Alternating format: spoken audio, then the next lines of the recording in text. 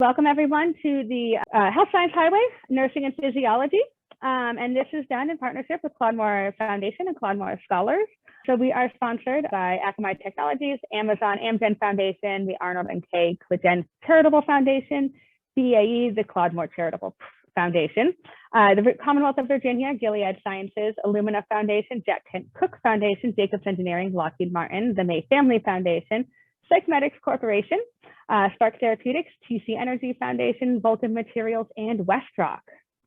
So for those of you who have not joined us before on events, I'm with the Center for Excellence in Education, which was founded in 1983 by Duran DeGennaro and Admiral Rickover, who is the father of nuclear navy and civilian uses of nuclear power. And our mission is to nurture high school and university scholars to careers of excellence and leadership in STEM.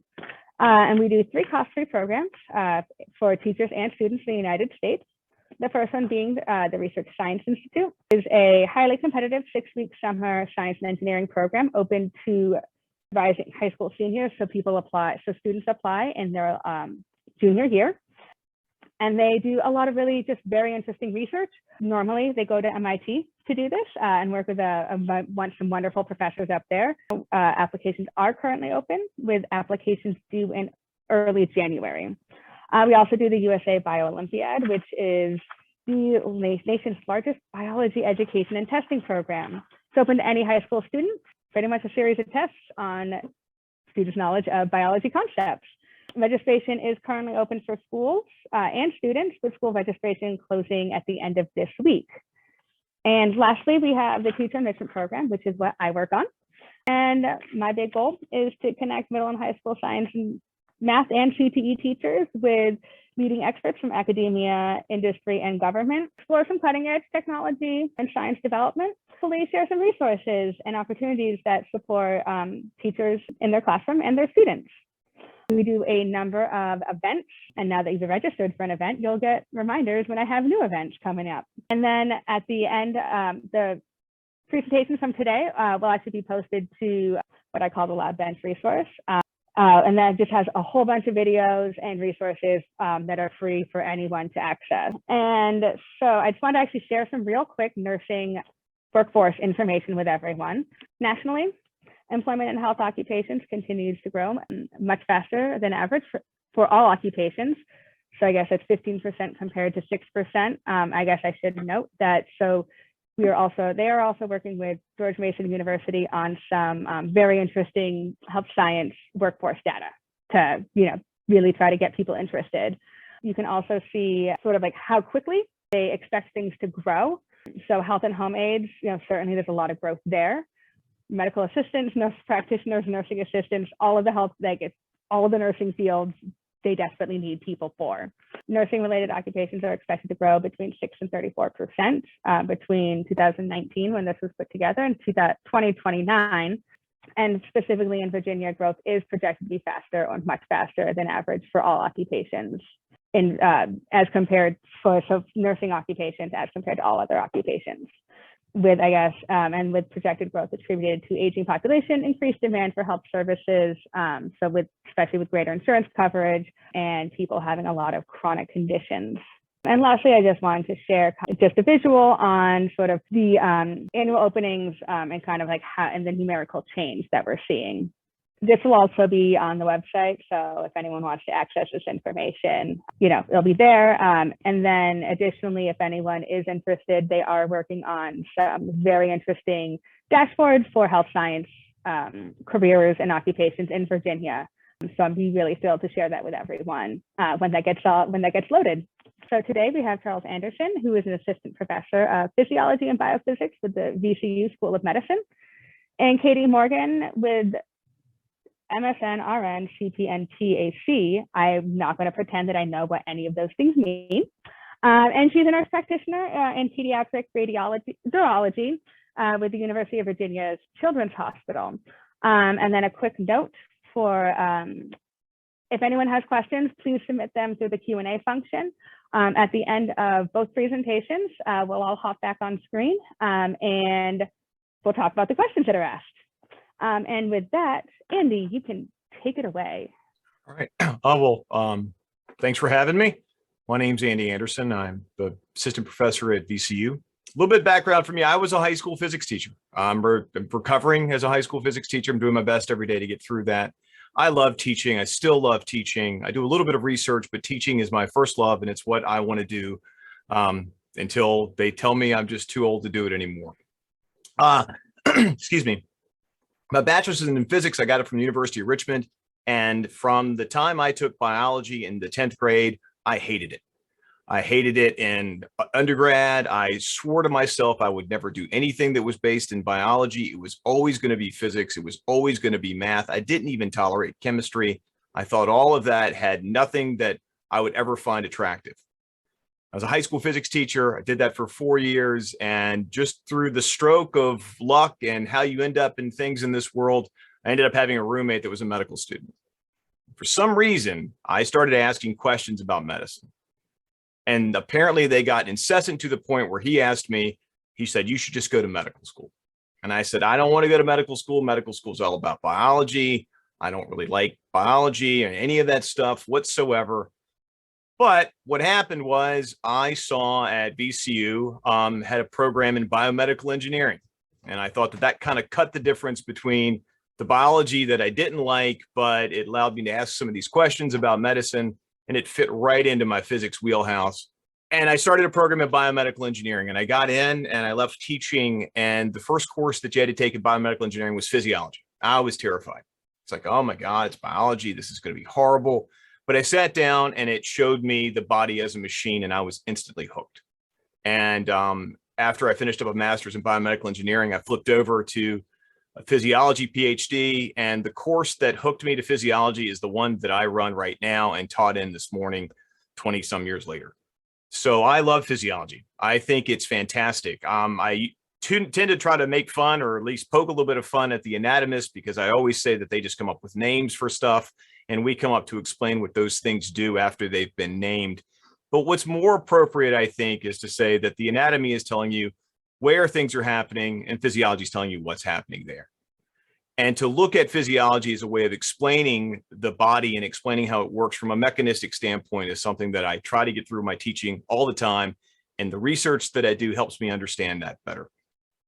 What I do find about physiology that's a little bit interesting in terms of it gave me more of what I was looking for instead of the biology that always frustrated me. I never found a lot of germane things that excited me in terms of talking about photosynthesis or this or that or the cell cycle.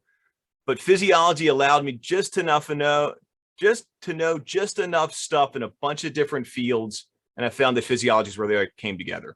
I tell my students every day that there are no physiology facts. What there are is there are biochemistry facts. There are anatomy facts. There are pharmacology facts. And there are all these different facts about all these little bits and pieces of the sciences around health and around biology. But it's physiology where they all come together.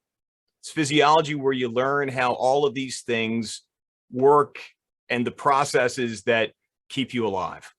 And I thought that was just fascinating. And I had a professor once tell me that physiology is the study of what stops happening when you die, which I thought was kind of interesting too. And it's a fight against entropy, as all life is, which brings back the physics right back into me. So I love all of that. I do find the fact that it's a way of thinking. It's a way of synthetically bringing all of this information together. And in doing that, it's also the story of how all of this stuff is supposed to work.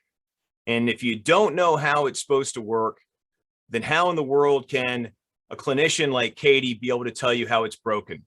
And if you don't know how it works, or you can't recognize how it's broken, how in the world are you supposed to be able to fix it? So I've worked with advanced practice nurses. I've taught medical students, and I always try to get that across first. We have to know how it works, and we have to know the sort of organic way that all of these different facts come together and bring us this sort of story of doing everything that we want to do. What else do I want to offer there? I want to talk a little bit about my research, but even though we talk about physiology and we say it's this grand place where all these things come together, all these little bits and pieces, in fact, the research is never that grand anymore. You know, the research is pure reductionism. The big ideas in physiology, the big parts of this to understand how this works and that works, we pretty much have ironed out and has been known for some time. Now we're really drilling down into little tiny pieces of understanding this and that, but it's going to pay off because understanding those little details of how this and that works is going to allow for different treatments to come up, down different drugs to be developed, and allow those clinicians like Katy to help these people, in this case, the children that she works with, get over some conditions that they may have. That being said, I wanted to talk a little bit about just the physiology around the research that I have. I'm not going to get down into it too much. If anybody wants to talk more about it, I'm happy to dork out on this as long as you possibly want me to or can conceivably tolerate. But right now, I'm just going to say my research is in gut. It's in gut muscle. And some of the stuff I'm talking about could be easily translated to the urology work that Katy does with her patients. So I'm just going to sort of throw up a screen there. I got 3 slides. It's not going to take long. I'm going to teach you a little bit about gut physiology, or at least as much as I know. If you want to know anything more beyond that, I'm happy to offer that. So layers of the gut. If you think about the gut as a tube, and a tube that runs from one end to the next, it's a tube that has several layers in it. And the inner part of that layer is the part that interacts with the food that you eat and the waste that you discharge. And it's sort of the business part of that. It's where absorption happens. It's where you draw nutrients out. It's where you release stuff into the food to help you digest it. And we're learning day after day after day that the ability to taste, the ability to recognize the chemical compound in something that you eat didn't stop in your mouth. We're tasting stuff in our stomach. We're tasting stuff in our intestines because we need that information to help modify our digestive process so we can do it best. Depending on what we eat is going to tell us what we need to do to that food along the way. Comfort food really has a meaning beyond that which just tastes good. You eat something that's comfort food and it feels good the entire time it's in your belly. It's because you're continuing to taste it. Your body is looking at it. It's like, I need to work this food this way. Now that comes down to the muscle in this layer. And there's 2 layers of muscle. In the stomach, there's 3. But in the small intestine and large intestine, there are 2 basic layers of muscle, and they mean everything. Because the concept of motility, or how quickly we move stuff through the gut, is going to dictate everything we can do to it. If it's going through too quick, we're not going to be able to absorb it well. If it's going through too slow, we're not going to be able to move it through well. So it's going to be a coordination of these 2 muscle layers. The one that's closest to the food is the circular muscle layer. And the one that's furthest away from the food, closest to the outside of the tube, is the longitudinal muscle layer. And both of them have the ability to contract. Circular muscle layer is arranged around the tube like a circle. And when it contracts, it squeezes and it closes the tube. It makes it narrower. Longitudinal muscle layer runs the length of the tube, and in pieces, it can contract. When it contracts, it pulls the tube open, like an inchworm. So you got one that's closing it and one that's opening it up. And you got both of them everywhere. And yet there's some way that we can move food along in a coordinated fashion. And it's the coordination that I'm trying to figure out. And it's the coordination that everybody's trying to figure out, because when the coordination isn't there, people simply aren't happy with their digestion. So there's a law of the intestine that says that these 2 muscle layers should never be doing the same thing at the same time. Wherever the longitudinal muscle layer is contracting, the circular muscle layer needs to be relaxing. And wherever the circular muscle layer is contracting, the longitudinal muscle layer needs to be relaxing. And the coordinated action of those 2 allows for the movement of stuff down this tube. You open up the tube in front of you, you squeeze the food behind, and it has a place to go. The food kind of falls forward all the way through the tube. And how quickly that happens allows you to mix it up correctly, to add the enzymes necessary to digest it, to do all of those things that you need to do. And when I'm looking at this, or I'm trying to figure this out, or I'm teaching it, I'm constantly thinking about all those little bits, a little bit of anatomy here that's important, the layers of the tube, the little bit of biochemistry here, the action of the enzymes, a little bit of pharmacology here, how the nerves are talking to everything. But it's this coordination of these 2 things that's critically important in moving things along. There are nerves that are telling both of them to go, but how in the world does this nerve, or this collection of nerves, know to tell that layer to relax at this point, while the layer just inside of it needs to contract at that point? Now, when the coordination is there, it works great. But for a larger and larger group of people moving forward, it doesn't work so great anymore. And a lack of coordination leads to all kinds of upset, malabsorption if things are moving too fast, irritable bowel syndrome. Even inflammatory bowel disease can result from the fact that this motility has been compromised. Things aren't moving along as well. And let's be honest, just the lack of digestive enjoyment, the lack of appreciating a good meal is completely hinged upon, is it moving through you correctly? So how do you control these muscles? And how did I do the experiment to look into this? I'm not the first to do it. Lots of people have done it, but there's always little bits and pieces to figure out. So what I would do is I would have a one-way conversation with a rat every morning. And from that rat, I would borrow and not return its colon. I would cut strips of that colon up, and I would hang them on force transducers. Right up my alley was a physics guy. And I could see how hard that little piece of muscle was actually alive still. I could keep it alive. And I could see how much that little muscle was pulling. And this technique is done all over. This technique is done with gut muscle. It can be done with uterine muscle. It can be done with bladder muscle. And it's just a way of taking the little bit, the little functional unit of whatever we're talking about and being able to measure its activity, measure what it's doing, measuring its ability to be alive. But as far as muscle is concerned, and not skeletal muscle, but this is smooth muscle, don't worry about the biochemistry here because I don't know much of it either. I know just enough to be dangerous. All smooth muscle is regulated by what's known as the phosphorylation state of its myosin. Myosin is one of the proteins, and if you phosphorylate it, you turn it on. And there's two sort of enzymes that work at that, and there's about 300,000 things that get in the way of this, or you should say help modulate this. And whether it's a bladder, or whether it's a uterus, or whether it's smooth muscle, or even whether it's heart, all of these different things can contribute to the overall contractile state. And my experimentation would take some of these strips and try to see what kind of intermediates or what kinds of drugs or what kinds of agents could get in here and affect this. And it was great because you could see it happen. I could have a strip there and it was just living physiology happening. It wasn't something, and a lot of the physiology these days, or a lot of the work that's done is done purely molecularly. You grind stuff up, you do these biochemistry tests, and those are great, and they tell us lots of stuff. But this was a living piece of tissue that I was watching do its thing. And I could put an agent on it, and I could see it contract. And then I could put something else on it, and I could see it not contract so much. And over time, and a lot of time, and a lot of pain, and a lot of squinting, and a lot of late nights, I could figure out the things that were involved to make it contract more and the things to make it contract less. Now, the hope of that would be that one day somebody could come up with a drug or use one of those compounds that I used to help someone that has trouble with that coordination that we mentioned here by manipulating one of those layers versus the other. Because what I found is that the control of those two layers was different. And it allowed me to use little bits and pieces of information for everything.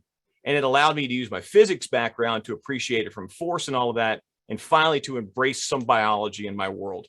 And hopefully that kind of physiology, that kind of manner of thinking, that kind of embracing the functional aspect of things is something that the clinician can take when they're seeing it in a patient and appreciating what's going right and possibly what's going wrong.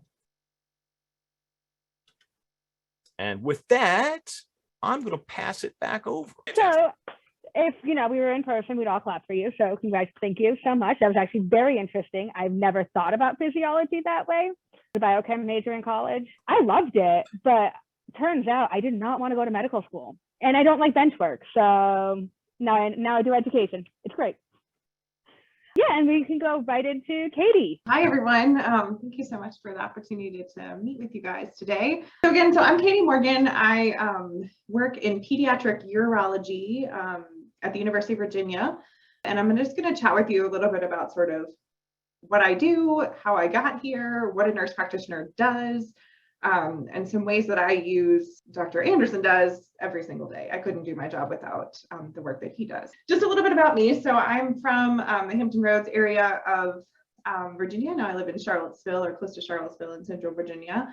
And I decided to become a nurse in high school for sure. I did not know really what to do with myself. I had I really actually wanted to be a teacher for a long time, and I had various other interests, and I was kind of stuck and didn't know what to do. And I enjoyed science in high school. I especially enjoyed biology, and I enjoyed chemistry. I had this really awesome chemistry teacher, this very nerdy older gentleman who I would go to his house sometimes actually, and he'd show me his butterfly garden, and we just kind of became friends, my boyfriend in high school and I. So he was definitely an inspiring person for me. And I knew I enjoyed science, and I knew I enjoyed working with people and helping people. And I'd spent some time volunteering in a hospital. I didn't really know what to do, and my parents would not support me going to college unless I had some sort of plan for my life. And so I kind of put all of my made a little list of what I wanted in a career, and I came up with a nurse. And I didn't really quite know what I was getting myself into until I got into it. It's been a great field. After high school, I went to the University of Virginia. I got my undergraduate Bachelor of Science in Nursing from UVA.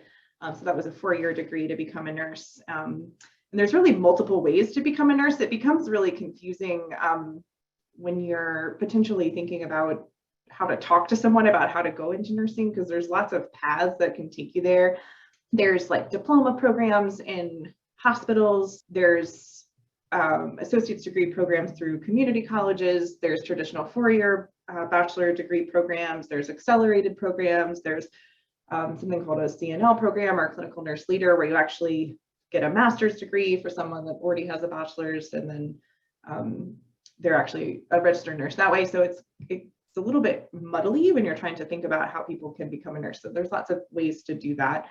So that's what I did, the 4-year BSN program. And then after that point, I worked at the University of Virginia Hospital for about 2 years on the inpatient pediatric floor as a floor nurse. And then at that point, I had sort of like had this plan in my brain that I was going to become a nurse practitioner. And so I kind of went forward with that, not even realizing, honestly, the amount of things I could do, quote unquote, just as a nurse, even though it's not just as a nurse at all. There's lots of opportunities that I didn't even know were available at that time. But alas, I went to grad school. I went to Penn, University of Pennsylvania, for their acute care pediatric nurse practitioner program. So that's what the long initials after my name mean, acute care certified pediatric nurse practitioner.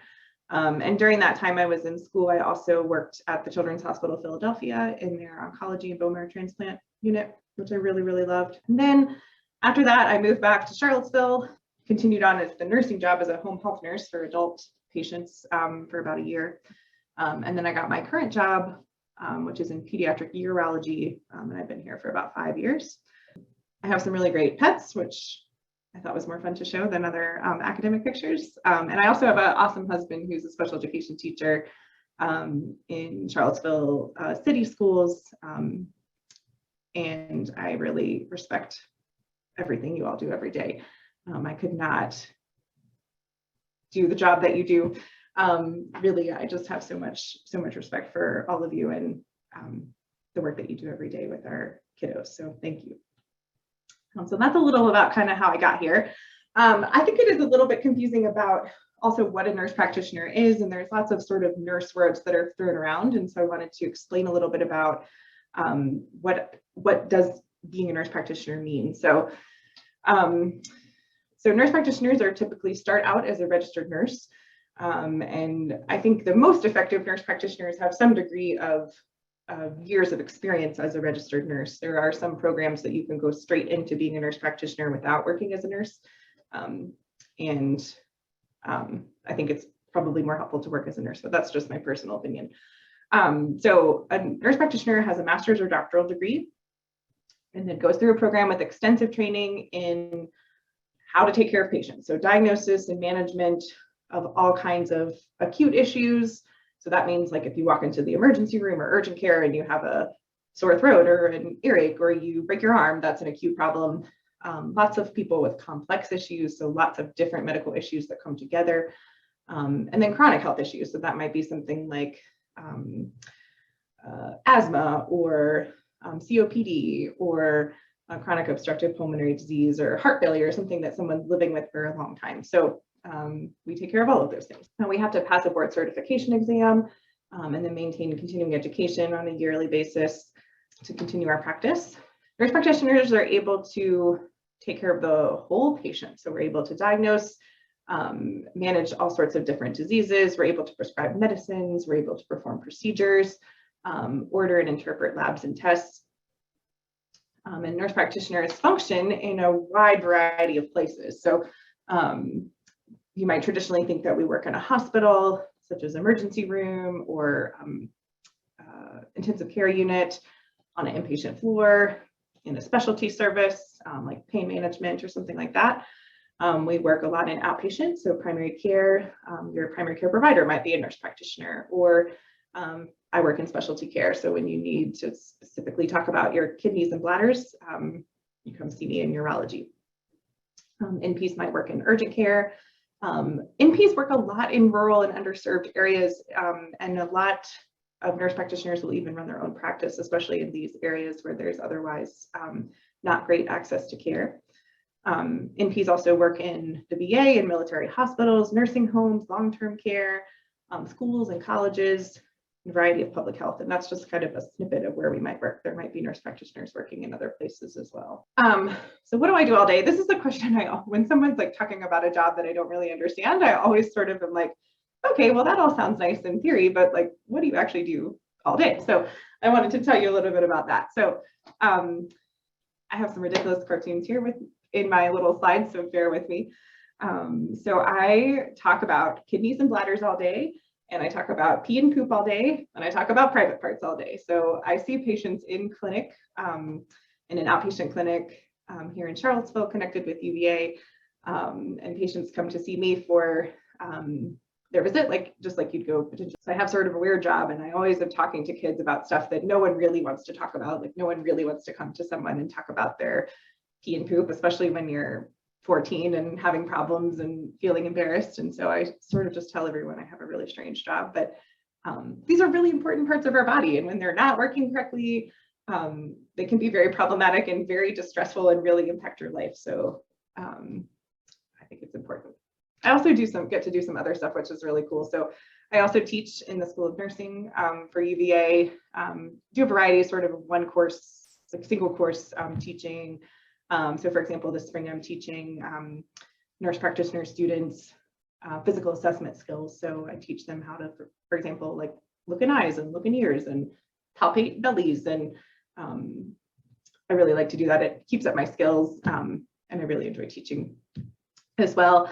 I get to do some leadership stuff. So this is how Kim found me, was through the Virginia Council of Nurse Practitioners. It's a group that basically advocates for nurse practitioners in the state of Virginia and provides networking and educational opportunities. So I'm involved in leadership in that.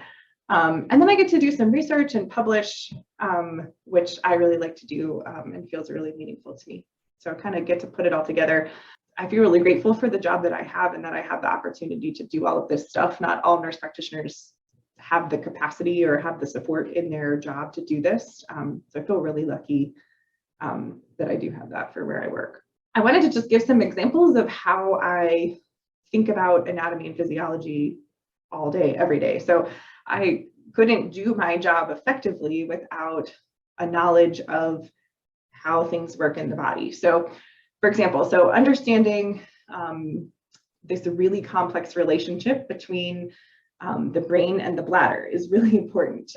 We can't pee normally or correctly or keep our pee inside of our bodies at times when we're not on the toilet if our brain and bladder are not all working in really close collaboration with each other. And when these things don't work correctly, things don't work right. So for example,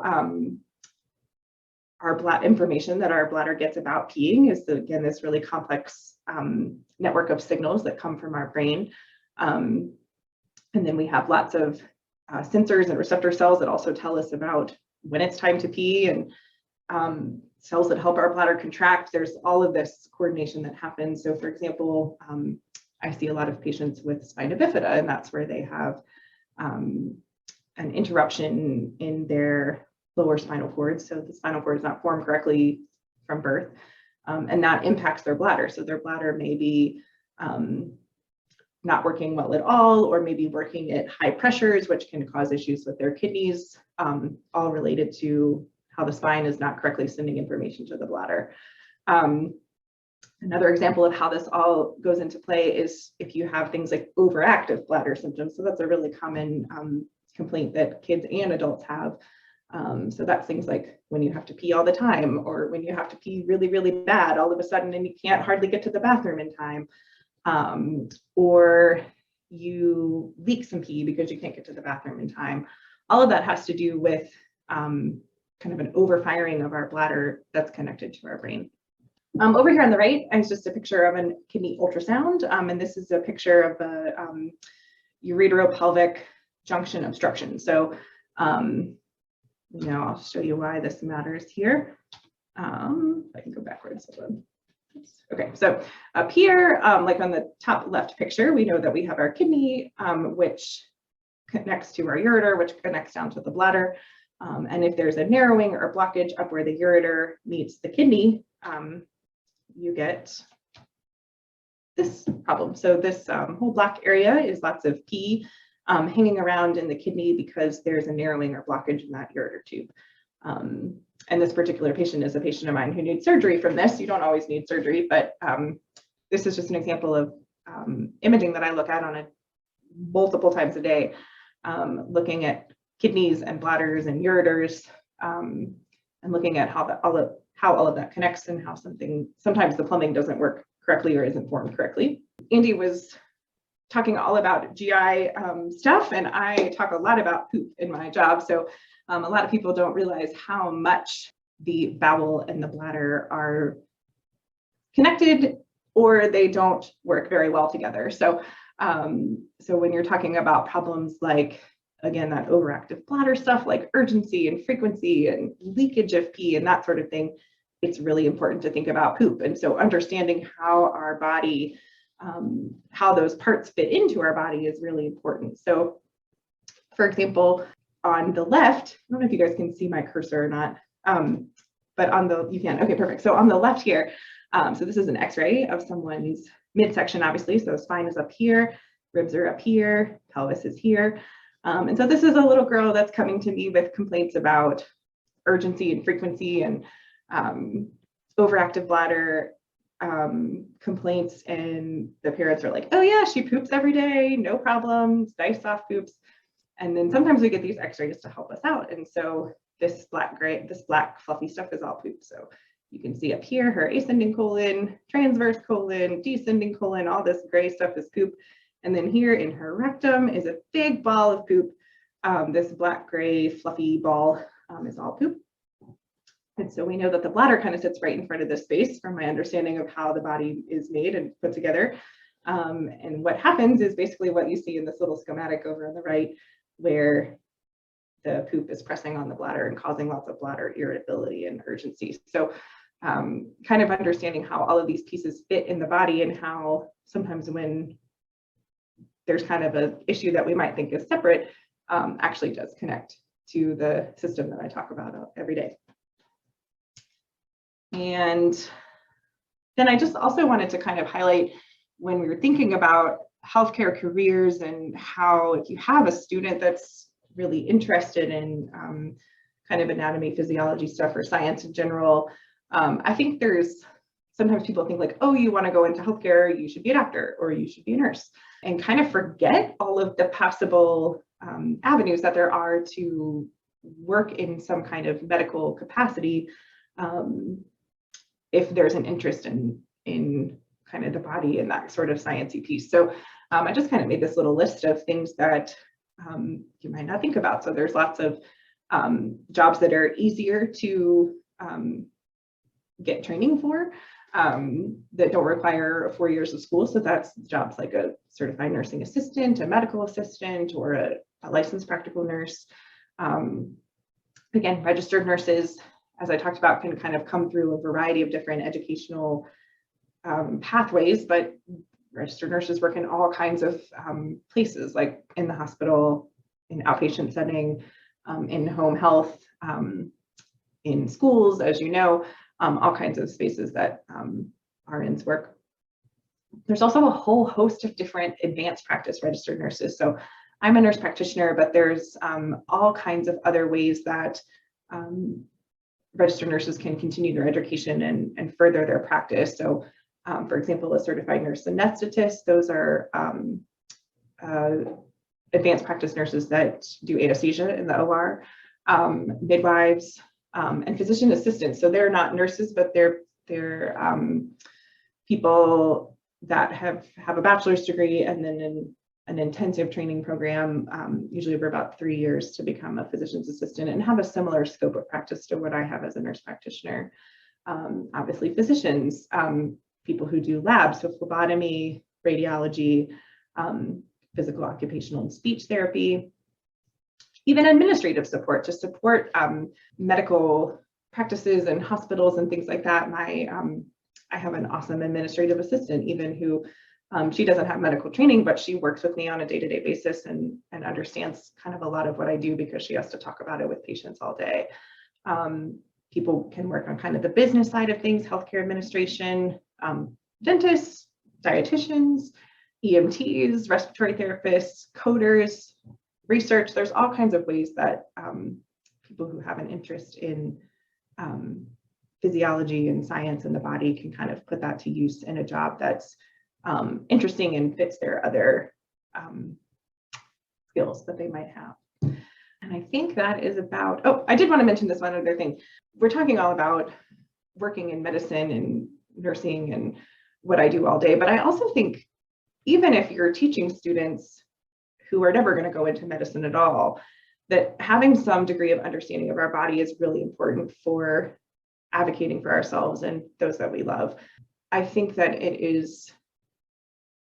there's lots of places to get medical care. There's lots of information about our bodies that exists in the world on the internet that may or may not be true. There's a lot of, especially as we're seeing with the pandemic, we're seeing a lot of people that are saying things that are supposedly scientific that aren't actually true. And so I think having that education and that knowledge, even if you don't go into medicine at all, but just having that base knowledge when you're getting healthcare for yourself, for your family, or evaluating different things that you do or don't want to do for your body or those for your loved ones is really important to have that kind of baseline knowledge so that you know that you're making really informed decisions for yourself and your family. And with that, I think that is all I have. Whoops, there we go. Sorry, I'm muted. Awesome, thank you so much. That was very interesting. And again, if we were in person, we'd all clap for you. So I'll clap for you. Excellent job.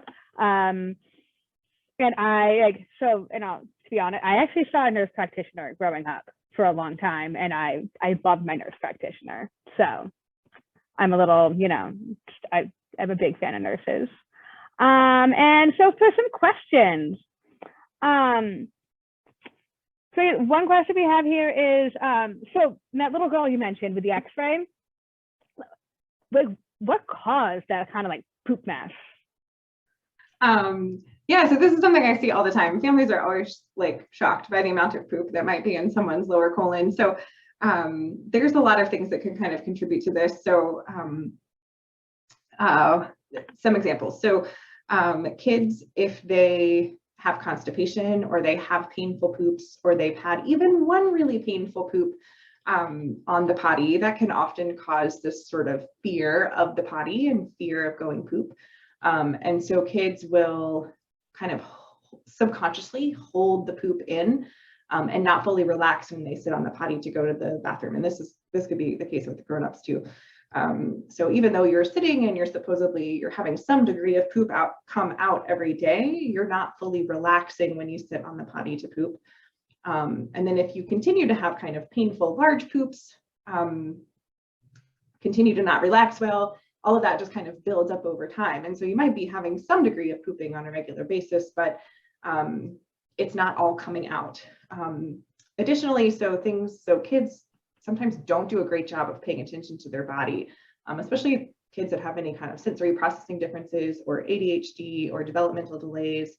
And so they may have like no recognition of those signals from their body that are telling them that it's time to poop, or when they do go sit on the potty to poop, they're trying to like get off the potty in 2 seconds so they can go back to their video game, and don't fully take the time that they need to get the poop out fully. So there's lots of different contributing factors that contribute to that kind of picture. The reason I get those x-rays on a regular basis when kids have those kind of complaints is because a lot of times families think like, oh yeah, they're pooping every day.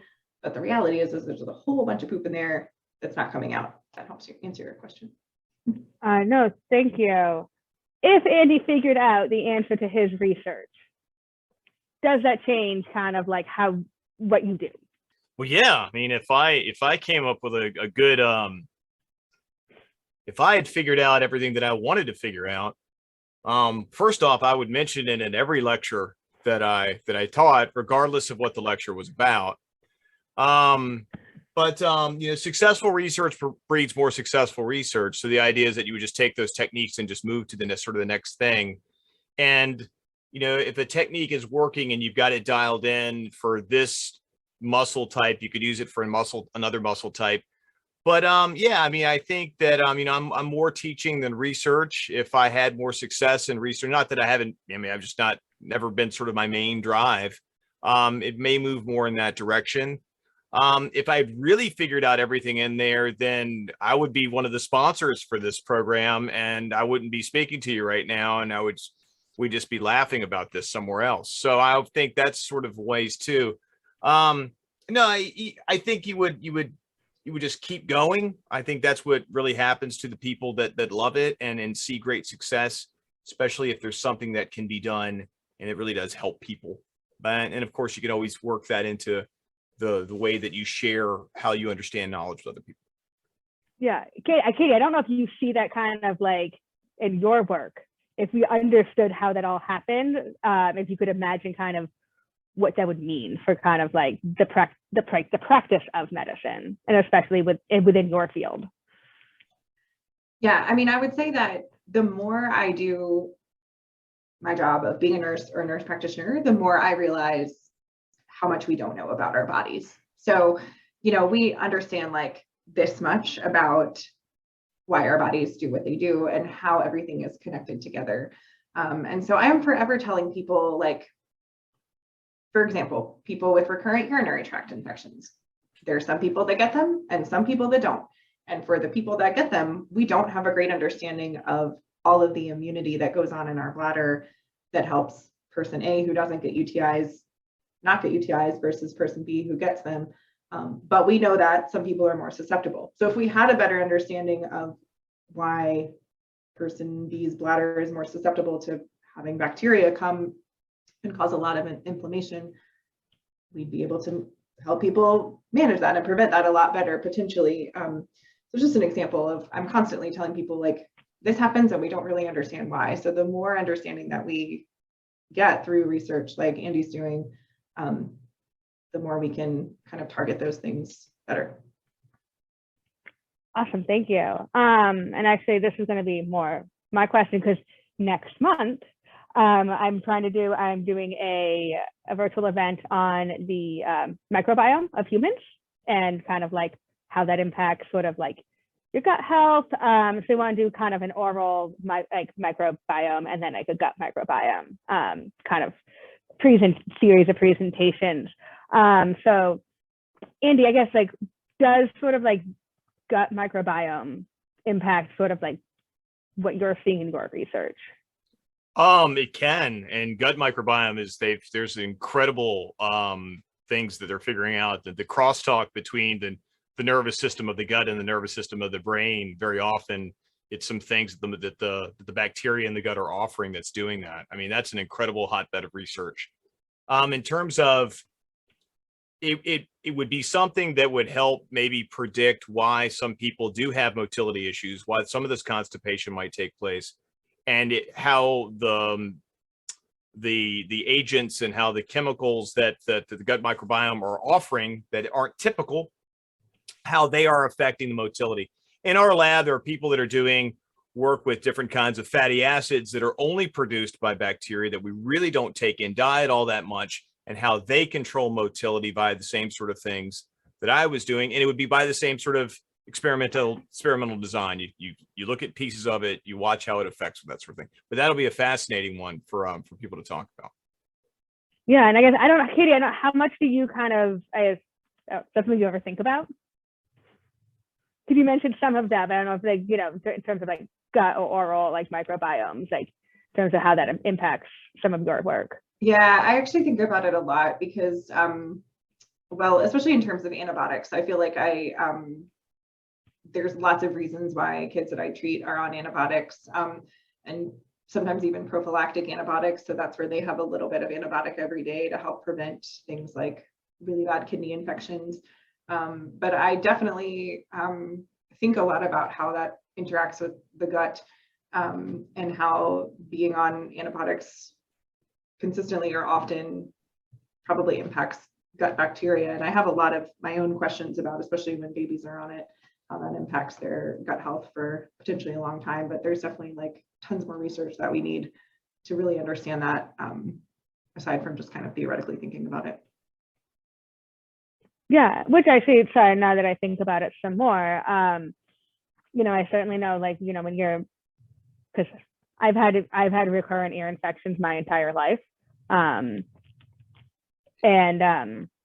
I think, twice a year I take this massive course of antibiotics.